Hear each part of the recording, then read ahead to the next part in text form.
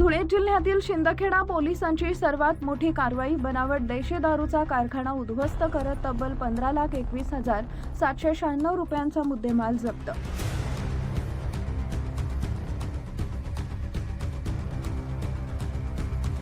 नमस्कार, आपण पाहत आहात नमस्ते महाराष्ट्र.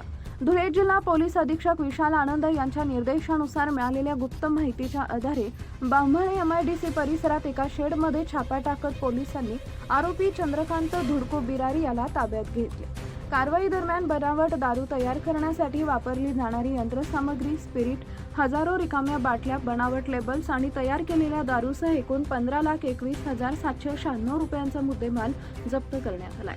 या प्रकरणी शिंदखेडा पोलीस ठाण्यात गुन्हा दाखल करण्यात आला असून या रॅकेटमधील इतर आरोपींचा पोलीस शोध घेत आहेत. तसेच आणखी धक्कादायक खुलासे होण्याची शक्यता व्यक्त केली जाते. नमस्ते महाराष्ट्र न्यूजसाठी संपादक कैलास चव्हाण यांचा स्पेशल रिपोर्ट.